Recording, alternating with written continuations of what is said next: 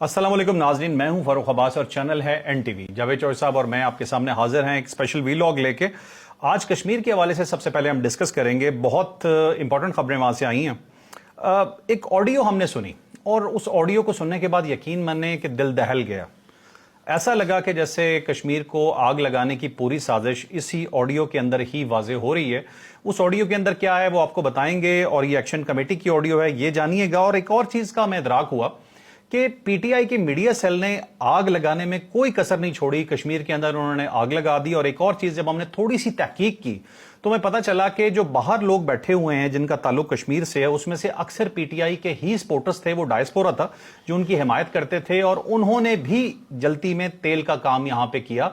और पीटीआई एक main factor के तौर पे यहां पे सामने आई, जिसमें यह नजर आया कि वो चाहते हैं कि कश्मीर में आग ज्यादा भड़क जाए। ये मैं मीडिया सेल की बात कर रहा हूं, उनकी सियासी क्यादत की बात बिल्कुल नहीं कर रहा। सियासी क्यादत तो खुद इस मीडिया सेल से तंग है। ये आपको बताएंगे कि ये एक अजीबोगरीब दास्तान है, ये जानिएगा। फिर आपको ये बताएंगे जी कि अमेरिका ने जी इसराइल का साथ देने से कर दिया इनकार, मुकम्मल इनकार कर दिया, पीछे हट गया अमेरिका, और उसकी वजह से इसराइल को भी पीछे हटना पड़ गया। जो शैतान साहब हैं, जो इसराइली शैतान है, उसने कहा कि मैं ये जंग नहीं लड़ रहा। ये हुआ क्या है ये जानिएगा। फिर आपको ये बताएंगे कुछ जीबी इलेक्शन की अपडेट्स हैं, और उसके हवाले से एक और अपडेट है पीटीआई की, वो भी आपको बताएंगे, जिसमें सोहेल आफरीदी साहब ने कुछ बड़ी इंपॉर्टेंट बातें की हैं। तो ये होगा आज का हमारा वीलॉग। रिमाइंडर देता चलूं कि चैनल को लाइक शेयर सब्सक्राइब करना नहीं भूलना। हमारे तमाम लिंक्स ज्वाइन कीजिएगा। 1 मिलियन के बहुत करीब हैं, अब 1 मिलियन तक आपने हमें पहुंचाना है। चौधरी साहब, आपको शो में वेलकम कहते हैं। और साथ ही पहला ही सवाल मैं बड़ा आपसे खतरनाक आज करने वाला हूं। अक्सर मैं जब आपसे बात करता हूं पीटीआई की, तो आप कहते हैं पॉलिटिकल स्पेस बिल्कुल इन्हें देनी चाहिए। मैं भी यही कहता हूं, पॉलिटिकल स्पेस बिल्कुल देनी चाहिए, आग लगाने की स्पेस नहीं देनी चाहिए। ये सबसे पहले बता दीजिएगा, ये ऑडियो लीक का मामला क्या है, और दूसरा कि पीटीआई इसके पीछे कैसे है? अब ये शौकत मीर साहब की ऑडियो रिलीज हुई है, और ये ऑडियो जाहिर है निकल गई। और बुनियादी तौर पे ना पाकिस्तान के ज़्यादातर लोगों का ख्याल ये है कि व्हाट्सएप जो है उसको हैक नहीं किया जा सकता, और वहाँ से जो गुफ्तगू होती है उसको रिकॉर्ड नहीं किया जा सकता, जबकि ये फैसिलिटी अवेलेबल है और पूरी दुनिया के अंदर अवेलेबल है, और पाकिस्तान के अंदर तो बिल्कुल है। बस ये है कि कोई हर आदमी की ऑडियो नहीं रिकॉर्ड की जा सकती, लेकिन जब आप पिन पॉइंट कर लेते हैं किसी भी बंदे को, तो वो किसी भी अगर एप्लीकेशन के ऊपर है तो उसकी आवाज़ रिकॉर्ड की जा सकती है। कोई इतना नामुमकिन नहीं है, इतना डिफिकल्ट नहीं है। ठीक है। कोई $1 लाख का एक सॉफ्टवेयर आता है जो पाकिस्तान ने, आईबी ने, आईएसआई ने, दूसरी एजेंसीज ने मुद्दत हो गई खरीद लिया हुआ। ओके। और बल्कि अगर आपको याद हो तो शौकत तरीन साहब जो फाइनेंस मिनिस्टर भी रहे हैं, और उन्होंने क्या किया था, उन्होंने जब ये आईएमएफ के साथ पाकिस्तान की डील चल रही थी, तो उस वक्त उन्होंने एक ऑडियो यानी एक व्हाट्सएप के जरिए उन्होंने कॉल की थी। एक तो पंजाब के अंदर उस वक्त पाकिस्तान तहरीक इंसाफ की गवर्नमेंट थी, उनके जो वजीर खजाना को बताया जा रहा था। फिर खैबर पख्तूनख्वा के अंदर भी इनकी गवर्नमेंट थी। तो शौकत तरीन साहब ने क्या कहा उनको कि जी आप आईएमएफ अगर आपसे पूछे तो आपने इनकार कर देना, उनको खत लिख दें कि आप पाकिस्तान को कर्जा ना दें। ऐसे ही अब वो लीक होगी बाद में। लीक कैसे हुई कि प्रॉपर रिकॉर्ड हुई, और उस वक्त पाकिस्तान तहरीक इंसाफ को पता चला कि ये तो हमारे व्हाट्सएप जो है वो भी सेफ नहीं है। तो उस वक्त ये पता चल गया। उससे पहले क्योंकि स्टेट ने छुपा के रखा हुआ था कि हमारे पास ये टेक्नोलॉजी है, लेकिन उस वक्त उनकी मजबूरी बन गई, उन्होंने एक्सपोज करना था। उसके बाद तो बहरहाल धड़ाधड़ ऑडियोज निकली, कई बंदों की, बड़े बड़े मशहूर लोगों की निकले, और वो व्हाट्सएप के ऊपर गुफ्तगू करते थे, उसको बड़ा सेफ समझ के। बल्कि मजीद एप्लीकेशंस हैं उनके ऊपर भी वो कर लेते, समझते हैं लो जी काम हमारा हो गया। तो सेम इसी तरह शौकत मीर और इनके जो एक दूसरे साथी इमरान, मेरा ख्याल है उनका नाम है, और उन दोनों के दरमियान कन्वर्सेशन चल रही है। और इमरान उनको बता रहा है कि ख्वाजा मेहरान वो उनको बता रहा है कि भाई अगर ये रावला कोट के अंदर लड़ाई नहीं होती, वहाँ पे आग नहीं लगती, वहाँ पे कत्लो गारतगरी नहीं होती, वहाँ पे जो एजेंसीज बैठी हुई हैं, वहाँ पे जो फोर्सेस बैठी हुई उनके ऊपर अटैक नहीं होता, तो आप ये भूल जाओ कि मुजफ्फराबाद के अंदर कुछ चीज़ हो सकेगी, या मीरपुर के अंदर कुछ और चीज़ हो सकेगी, या फलां ज़िले के अंदर कुछ हो सकेगा। तो वो उसको परवो कर रहा है कि आपने वहाँ पे हालात को ख़राब करना है, इतना ख़राब करना है कि वहाँ से आग चल के दूसरे शहरों तक पहुँच जाए। अब ये ज़ाहिर रिकॉर्ड हुआ, और फिर उसके बाद उसका कुछ पोर्शन जो है वो रिलीज़ कर दिया गया। इसकी बाकी भी इस टाइप की कम्युनिकेशन है, कन्वर्सेशन है, जिसको अभी रिलीज़ नहीं किया गया, और अगर ये मामला आगे बढ़ता है तो वो भी रिलीज़ कर दिया जाएगा। उससे फिर ये सारे लोग एक्सपोज हो जाएंगे। तो ये चाहते थे कि एक लाश गिरे, اور ہو سکتا ہے اس لاش کا بندوبست انہوں نے خود کر لیا ہو، کیونکہ میرا نہیں خیال کہ گورنمنٹ اتنی پاگل ہوگی، بیوقوف ہوگی کہ وہ ان کو پہلے سے ہی لاش پرووائڈ کر دے، اور وہ بھی ابھی معاملہ چلا نہیں تو اس سے پہلے ہی آڈیو میں یہ بات کی گئی ہے کہ جہاں ڈیڈ باڈی ہے وہاں پہ یہ کام زیادہ ہوگا، اور راولہ کوٹ کے اندر کر دو سب کچھ جو ہے نا، وہاں پہ ہنگامہ برپا کر دو، تبھی میرپور اور یہ مظفر آباد باہر مظفر آباد میں آئے گا۔ تو میرا خیال یہ ہے کہ یہ لاش ہو سکتا ہے انہوں نے خود فراہم کر لی ہو، یا جو انڈیا کا ایلیمنٹ ہے وہ اس کے اندر شامل ہے، اس کو پتا ہے کہ لاش گرے گی یہاں پہ تو مسائل پیدا ہوں گے، ہو سکتا ہے کہ وہ ایجنٹس آ گئے ہوں، کیونکہ مجھے نہیں لگتا کہ ہماری اسٹیبلشمنٹ ہے یا ہماری گورنمنٹ اتنی بیوقوف ہوگی کہ احتجاج سے 2 دن پہلے ان کو ایک لاش فراہم کر دے تاکہ وہ راولہ کوٹ کے اندر آگ لگا سکے۔ تو مجھے لگتا ہے کہ باہر کا کام ہے۔ آپ کو پتہ ہے یہ معاملہ سٹارٹ بھی اسی سے ہوا ہے، شاہزیب جو ہے نا جب اس کی ڈیتھ ہوئی ہے وہاں پہ، تو وہیں سے یہ سارا معاملہ راولہ کوٹ میں سٹارٹ ہوا اور وہیں سے یہ فائرنگ ایکسچینج ہوئی ہے۔ میں اسی کی بات کر رہا ہوں، اس لاش کی۔ ظاہر ہے شاہ زیب کو قتل کرنا میرا نہیں خیال کہ گورنمنٹ ہی غلطی کرے گی، تو یہ غلطی میرا خیال ہے یا یہ پوری سازش جو ہے یہ خود انہوں نے رچا لی ہے، یا پھر یہ انڈیا سے ان کو یہ لاش فراہم کی گئی ہے تاکہ یہ معاملات کو آگے بڑھا سکیں۔ اب جو سی ایم ایچ کی آئی ہے نا فوٹیج، وہ بڑی یار افسوسناک ہے۔ مثلاً اب ایک وارڈ ہے، اس کے اندر پیشنٹ جو ہیں وہ بیڈوں کے اوپر بیٹھے ہوئے ہیں، اور لوگ ٹھاٹھے باندھ کے اور اس کے بعد وہ اندر آتے ہیں، ان کے ہاتھوں میں بڑے بڑے ڈنڈے ہیں، اور انہوں نے اندر جا کے اکوپمنٹ کو توڑنا شروع کر دیا، ساتھ وہ کہہ رہے ہیں آگ لگا دو، اور ڈاکٹر ہے ان کو روکنے کی کوشش کر رہا ہے، ڈاکٹر کو بھی وہ پینٹا لگا رہے ہیں، پھر ساتھ کہہ رہے ہیں کہ آگ لگاؤ اور مریضوں کو ساتھ ہی مرنے دو۔ تو اس ٹائپ کی جو صورتحال، وہ جو فوٹیج ہے ویسے وہ بھی بڑی افسوسناک ہے۔ اس کے بعد ایک جو پولیس اہلکار ہے جو زخمی ہوا ہے سارے معاملے میں، اس کی جو زخمی شدہ آدمی تھا اس کو لے گئے، اس کو اٹھایا انہوں نے اور اس کو زد و کوب کرتے ہوئے اس کو قتل کر دیا، اور اس کی لاش کی بڑی بے حرمتی کی۔ تو یہ تو دشمن کے ساتھ میں نہیں کیا جاتا آپ، اور وہ راولہ کوٹ کا رہنے والا تھا۔ مسئلہ یہ ہے کہ وہ راولہ کوٹ کا رہنے والا آپ کا بھائی، آپ کا کشمیری بھائی، اور وہ ڈیوٹی دے رہا ہے، اور آپ نے اس کو گولی بھی مار دی، اور پھر اس کے بعد جو کچھ کیا گیا وہ بھی آپ کے سامنے۔ تو میرا خیال ہے جو اسٹیٹ ہے نا وہ اب مزید برداشت نہیں کر سکے گی، اور جس کو کہتے ہیں نکو نک ہو جانا، وہ ہو گیا ہوا ہے۔ اب میرا نہیں خیال کہ یہ عوامی ایکشن کمیٹی جو ہے سو کالڈ، اس کا کوئی ٹھکانہ اب بچے گا یا اس کے ساتھ کوئی رعایت کی جائے گی، مجھے نہیں لگتا۔ دوسرا یہ جو کہ امپریشن ہے نا کشمیریوں کے بارے میں، وہ دیکھیں کشمیر ظاہر پاکستان ہے، ہماری شاہ رگ ہے، اور شاہ رگ کی ہر آدمی حفاظت کرتا ہے، تو کشمیر کی حفاظت کرنا ہم سب پہ فرض ہے۔ اگر ہم پاکستانی ہیں، ہم کشمیر سے سائڈ پہ نہیں رہ سکتے۔ کشمیر کے لیے ہم نے خون دیا ہے، کشمیر کے لیے خون دیں گے، مزید قربانیاں بھی دی ہیں، مزید قربانیاں دیں گے۔ لیکن یہ جو کانسیپٹ ہے نا کہ کشمیری اپنا ہر حق سمجھتے ہیں، وہ میرا خیال ہے اب اس قسم کی حرکتوں سے وہ ختم ہو رہا ہے، اور پاکستان کے اندر بھی اب لاوا پھٹنے لگا ہے۔ اب لوگوں نے پوچھنا شروع کر دیا ہے کہ یار میں تو مظفر آباد نہیں جا سکتا، میں تو کشمیر کے اندر کوئی پراپرٹی نہیں خرید سکتا، وہاں پہ کوئی کاروبار نہیں کر سکتا، وہاں پہ کمپنی رجسٹر نہیں کر سکتا، اور صرف میں نے صرف ٹیکس دینا ہے اور وہیں پہ پیسے ان کو دیتے رہنا ہے۔ اور جو کشمیری ہیں وہ پورے پاکستان میں کسی جگہ پہ آ کے کاروبار بھی کر سکتے ہیں، کمپنیاں بھی بنا سکتے ہیں، امپلائمنٹ بھی لے سکتے ہیں، سرکاری ملازمتیں بھی کر سکتے ہیں، وہ سی ایس ایس بھی کر دے سکتے ہیں، پی سی ایس بھی، اور بڑے بڑے آفیسر ہیں اس وقت جو کشمیری ہیں جن کا تعلق ذات کشمیر کے ساتھ ہے یا مقبوضہ کشمیر کے ساتھ ہے، ان کے اوپر کوئی قدغن نہیں، پاکستان کے کسی حصے میں آباد رہ سکتے ہیں، اور کسی جگہ آباد رہ کے ووٹ دے کے وہ اپنے ایم ایل اے بھی بن سکتے ہیں، وزیر بھی بن سکتے ہیں۔ اچھا صاحب، کشمیر کے اندر جس کے پاس ڈومیسائل نہیں ہے کشمیر کا، وہ وہاں پہ پراپرٹی لے ہی نہیں سکتا، نہیں لے سکتا وہ، یعنی کہ پاکستان کا کوئی شہری نہیں لے سکتا وہاں، لیکن کشمیر کا کوئی بھی شہری پاکستان میں کچھ بھی کسی بھی حصے میں کسی جگہ کچھ بھی کر سکتا ہے۔ ٹھیک ہے، تو جبکہ یہاں سے بندہ جا کے وہاں پہ تو اپنا بینک اکاؤنٹ نکلوا سکتا، کیونکہ وہ ہے ہی نہیں، وہ ریاستی بندہ نہیں ہے، غیر ریاستی۔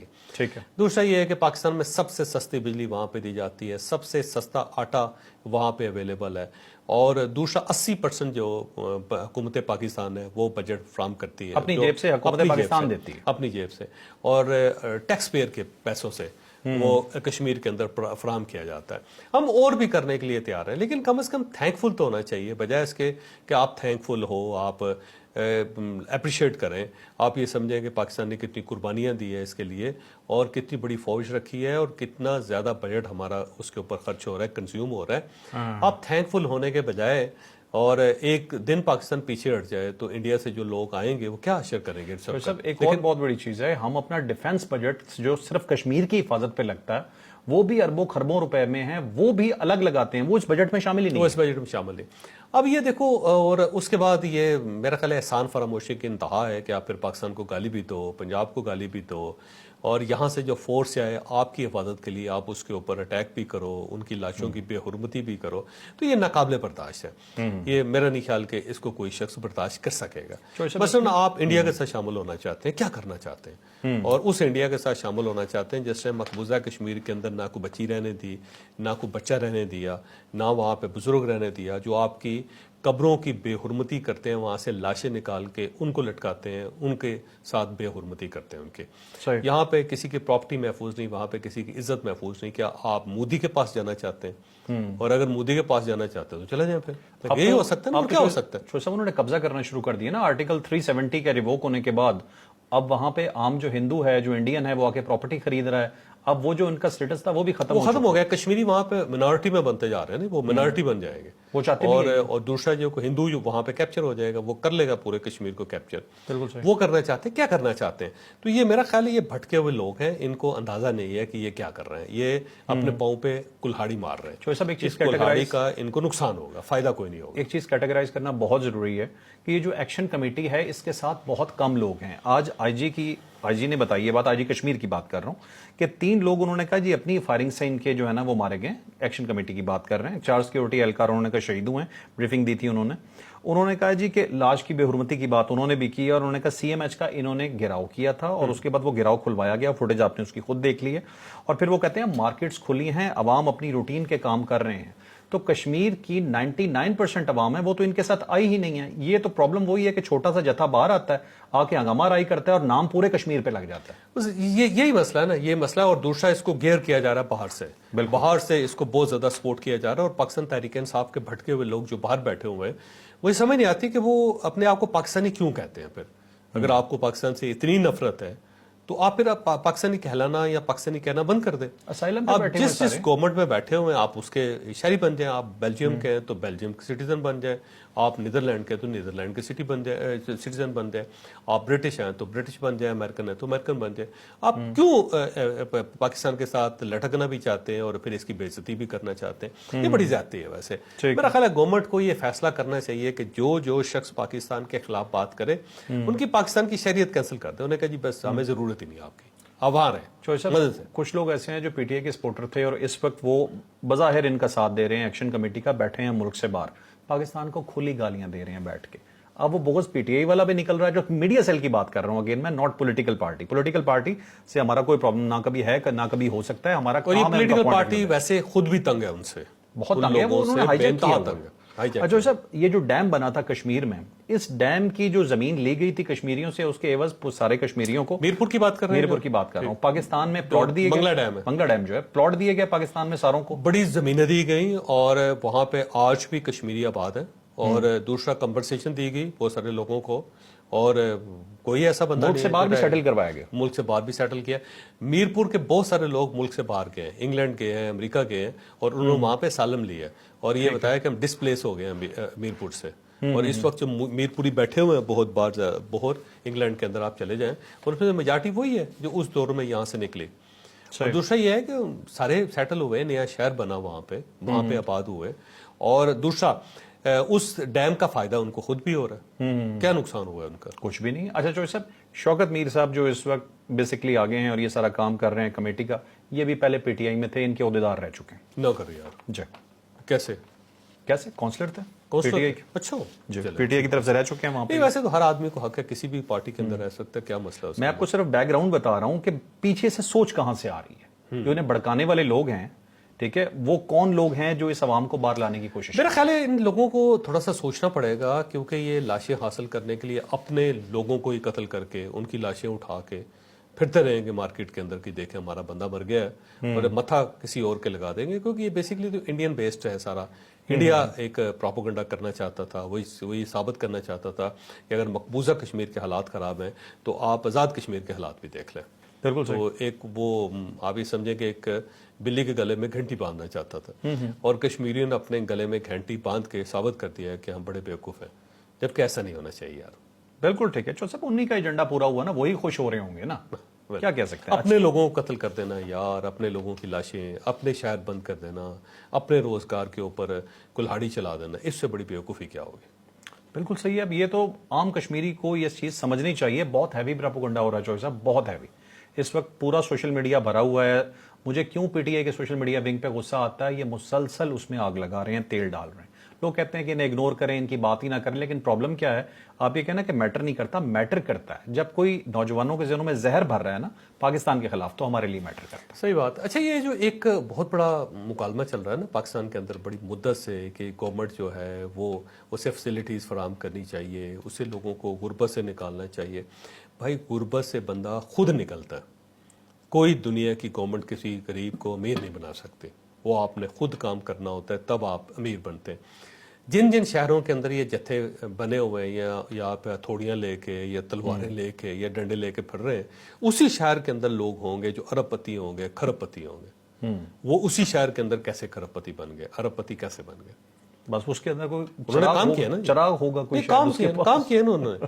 آپ صرف اسی ماڈل کو ریپلیکیٹ کر لیں, جو آپ کا ہمسایہ ہے جو وہ کر رہا ہے آپ وہی کرنا شروع کر دیں. لیکن جو نہیں کر رہا وہ آگے سے یہ کہے گا اس کے پاس یا تو چراغ ہے, ٹھیک ہے, یا یہ کرپٹ ہے. کرپٹ ہے. وہ پاکستان کے اندر اگر آپ امیر ہو گئے, کامیاب ہو گئے تو آپ کرپٹ ہیں. آپ پھر کسی اور کے ساتھ ملے ہوئے ہیں, یا پھر آپ کو یہودیوں نے امیر بنا دیا, یا کوئی امریکن سازش ہے جس نے آپ کو پیسے دے دیے, ڈالر دے دیے اور آپ کامیاب ہو گئے. اور جو باقی پیچھے رہ گئے وہ کہتے ہیں ہم بڑے ایماندار ہیں, ہم بڑے کھرے ہیں, اور کیونکہ ہم نے کام نہیں کیا, نہ کوئی کام سیکھا ہے, تو ہم بڑے سچے ہیں, ہم بڑے محب وطن آدمی ہیں. یہی مسئلہ ہے. تو گورنمنٹ جو ہے نا کچھ بھی کر دے آپ, مثلا گورنمنٹ اگر آپ کو مفت آٹا بھی دینا شروع کر دے تب بھی یہ کہا جائے گا کہ نہیں روٹی بنا کے دیں, ہمیں صرف آٹا نہیں چاہیے. اور سالن کون دے گا؟ اور بجلی اگر فرض کریں فری کر دی جائے تو انہیں کہیں کہ دیکھیں یہ جان بوجھ کے تیز بجلی ہمیں دے رہے ہیں, اس سے ہماری چیزیں چل رہی ہیں اور ہمارے بچے جو ہے نا وہ کھمبوں کے ساتھ لٹک رہے ہیں اور ہمارے جانور مر رہے ہیں.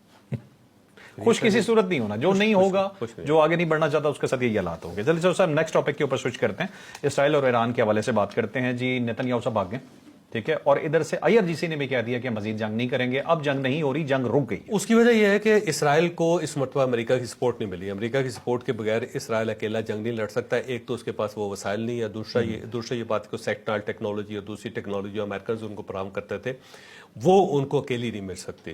دوسرا یہ ہے کہ ایک نفسیاتی بیماری بھی ہے اسرائیلیوں کے اندر. جب وہ اکیلے ہوتے ہیں تو بہت زیادہ خوف زدہ ہوتے ہیں اور ان کو کوئی نہ کوئی سپورٹ چاہیے ہوتی ہے ہر وقت. بلکہ اگر آپ تھوڑا سا پیچھے چلے, موسیٰ علیہ السلام نے جب ان کو لے کے نکلے نا اور جب جنگ کرنی پڑ گئی تو انہوں نے کہا نہیں جنگ آپ ہی کرو, جنگ ہم نہیں لڑیں گے. اس کی بنیادی وجہ یہ ہے کہ ان کو ایک سپورٹ چاہیے ہوتی ہے اور جب تک سپورٹ نہ ہو تو یہ اکیلے نہیں لڑتے. اب امریکنز نے اس مرتبہ ان کو سپورٹ نہیں کی کیونکہ اس سے پہلے ڈونلڈ ٹرمپ اس کو باز کر چکا تھا کہ رکو, لیبنان کے اندر حرکتیں اس ٹائپ کی نہ کرو, یہ پیس ایگریمنٹ ٹوٹ جائے گا, جنگ بندی ختم ہو جائے گی اور بڑا مسئلہ بن جائے گا. اس نے اس کو پاگل بھی کہا, بیوقوف بھی کہا, لیکن اس نے پھر پاگل پن کا مظاہرہ کیا, یہ باز نہیں آیا. اس نے وہ اس کے حزب اللہ کے ٹھکانوں پہ حملہ کر دیا اور اس کا ریئیکشن یہ ہوا کہ ایران نے حملہ کر دیا. لیکن یہ حملہ بڑا کیلکولیٹڈ تھا. ایران نے بھی صرف اسرائیل کے کچھ مقامات کے اوپر اٹیک کیا, اس نے پبلک کو ہٹ نہیں کیا. اور اس سائڈ سے اسرائیل جو ہے نا اس نے بھی صرف اسی ٹائپ کے پیٹروکیمیکل اور اس ٹائپ کی چیزیں جو اس کے اوپر اٹیک کیا, اس نے بھی پبلک ایسٹس جو ہیں ان کے اوپر اٹیک نہیں کیا. اس کے پتا تھا کہ اگر ہو گیا تو جواب جو ہے نا بڑا خوفناک آئے گا. دوسرا ایران نے جو مشرق وسطیٰ کے ممالک ہیں ان کے اوپر اٹیک نہیں کیا, اس نے امریکہ کو بھی ہٹ نہیں کیا. اور اس کی وجہ یہ بنی کہ پھر امریکہ نے اس کو سپورٹ نہیں کیا اسرائیل کو. اور الٹیمیٹلی ڈونلڈ ٹرمپ نے پہلے ٹویٹ کی, پھر اس سے پہلے اس نے نیتن یاہو کو ٹیلی فون کیا اور فون کر کے اس نے جنگ روکی اور اس نے دھمکی دی اس کو کہ اگر تم باز نہ آئے تو میں تمہارے ساتھ جو سپورٹ ہے اس کو مکمل طور پہ ختم کر دوں گا. تو اس کے بعد نیتن یاہو جو ہے نا اس نے اعلان کر دیا کہ میں دوبارہ حملہ نہیں کروں گا. دوسری سائڈ پہ پاسداران نے بھی کہہ دیا کہ اب ہم حملہ نہیں کریں گے. جنگ بندی ہوگی ہوئی ہے, لیکن مجھے لگتا ہے کہ یہ جو جنگ بندی ہے اس کے اندر سے کوئی نہ کوئی خیر کا پہلو نکلے گا, کیونکہ امریکہ بھی انڈرسٹینڈ کر گیا ہے کہ اگر یہ ایگریمنٹ جلدی نہیں ہوتا کوئی بھی سپائلر آئے گا اور یہ سارا معاملہ جو ہے نا لپیٹ دیا جائے گا. تو مجھے لگتا ہے کہ اب یہ جنگ بندی کی طرف جائیں گے, بڑی تیزی سے جائیں گے. اب یہ درمیان کے اندر جو رکاوٹ تھی وہ ختم ہوگی. ایک خبر آ رہی ہے پاکستان نے پھر رول ادا کیا ہے امیڈیٹلی اس جنگ کو رکوانے کے لیے کہ روکو نہیں تو سب ختم ہو جائے گا. سب ختم ہو جائے گا اور پھر اب جنگ ہوئی تو اس کو روکنا اتنا آسان کام نہیں ہوگا.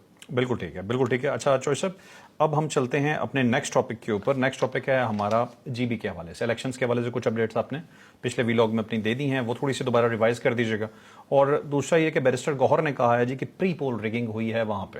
یہ پری پول ریگنگ کیا چیز ہے؟ اور سہیل آفریدی صاحب کہہ رہے ہیں جی کہ عمران خان سے گفتگو کی بات کر رہے ہیں اور پھر ان کی احسن اقبال صاحب سے ملاقات ہوئی ہے اور اب بجٹ کے معاملات طے ہو رہے ہیں, تو اس کے اوپر بھی انہوں نے کہا ہے جی کہ ناانصافی جاری رہی تو NEC میں شرکت مشکل ہے.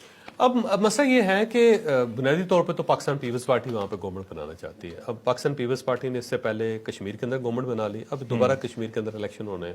صحیح. اور ساتھ ساتھ گلگت بلتستان کے اندر پاکستان پیپلز پارٹی کی خواہش تھی کہ یہ چیف منسٹری ان کو ملنی چاہیے. صحیح. اور مجھے لگتا ہے کہ پاکستان مسلم لیگ نون نے یہ مطالبہ مان لیا. اب آزاد جو امیدوار ہیں وہ زیادہ تر ریاست کے پاس ہوں گے, اور ریاست وہ بھی ان کو دے دے گی پاکستان پیپلز پارٹی کو, تو وہاں پہ ایک کولیشن گورنمنٹ بنے گی نون لیگ کی مدد سے.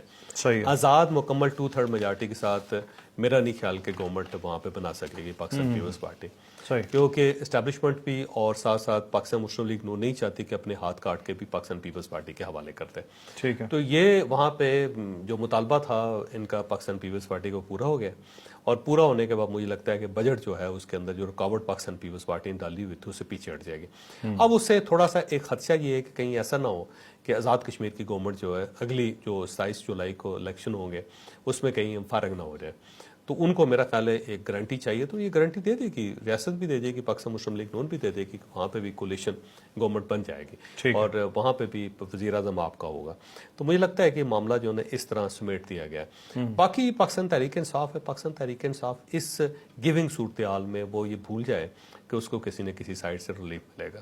ہوگا اسی طرح جس طرح کے پی کے اندر الیکشن ہوئے, جس طرح گلگت بلتستان کے اندر الیکشن ہوئے, جس طرح کشمیر کے اندر الیکشن ہوئے, جس طرح پنجاب اور باقی صوبوں کے اندر الیکشن ہوئے, یہ بھی ویسا ہی ایک الیکشن ہے اور اس کے اندر بھی ریلیف بیرسٹر غور کہہ رہے ہیں 8 سیٹیں ہم کلیئر جیت رہے تھے لیکن پری پول ریگنگ ہوئی ہے. 8 ویسے میرا خیال ہے ان کو چاہیے تھا کہ 24 کی 24 بتا دیتے, کیا فرق پڑتا ہے اس سے. 8 سے تو گورنمنٹ ہی بنا سکتے وہ نا, تو میرا خیال انہوں نے کم بتائی ہے, کیونکہ اس سے پہلے آپ سہیل افریدی صاحب کو دیکھیں, وہ کہتے ہیں جی ہمارے پر 2/3 میجارٹی تھی وہاں پہ, سارے کے سارے ہمارے. الیکشن فیئر ہوا ہے جی بی کا بالکل. پاکستان جیسے ملکوں کے اندر کوئی الیکشن فیئر نہیں ہوتا, لیکن اس دفعہ ویسے کوئی ریگنگ کا الزام ایسا آیا نہیں ہے کہ پولنگ میں کوئی ریگنگ ہوئی. ہاں نہیں, وہ کہتے ہیں تھوڑا سا ڈیلے ہوا ہے فارم 45, لیکن الٹیمیٹلی فارم 45 مل گیا تھا. بالکل ٹھیک. اور پی ٹی آئی صرف وہ کمپلین کر رہی ہے کہ جی ہمیں موقع نہیں دیا گیا اور ہمارے امیدوار جیتے ہوئے تھے ان کو ہرا دیا گیا, ہمیں فارم 45 پورے نہیں ملے. پاکستان تحریک انصاف نے یہ کہنا تھا 24 کی 24 اگر سیٹیں بھی مل جاتی, پھر بھی انہوں نے کہنا تھا کہ اگر یہ 70 سیٹیں ہوتی تو ہم 70 پہ جیت جاتے. ٹھیک ہے. سہیل افریدی صاحب عمران خان کی ملاقات کو جو لنک کر رہے ہیں بجٹ کے ساتھ, کہ ملاقات بھی کروائیں, ملاقات ہو پائے گی نہیں ہو پائے گی اور بجٹ میں ساتھ دیں گے؟ مجھے لگتا ہے ہو جائے گی ملاقات, ہو جائے گی اور بجٹ میں بھی ساتھ دے دیں گے. بجٹ میں ان کو ساتھ دینا پڑے گا. ٹھیک ہے. ایل ایف سی وارڈ وغیرہ باقی سب چیزیں. آپ کو یاد ہے جوش صاحب 26 نومبر کے بعد ایک الزام لگایا گیا تھا کہ سینکڑوں لوگ شہید ہو گئے, خدا نہ خواستہ پاکستانی تھے, ہم کس طرح ہم تو سوچ بھی نہیں سکتے تھے. سیم کام اب ہو رہا ہے راولکوٹ میں اور کشمیر میں, کہا جا رہا ہے سینکڑوں لوگ شہید ہو گئے. وہ ایک بندے نے مجھے اس کا میسج آیا, اس نے کہا 300 بندہ مر گیا. میں کہا خدا خوفی کر گیا, 300 بندہ جنگ میں نہیں مرتا.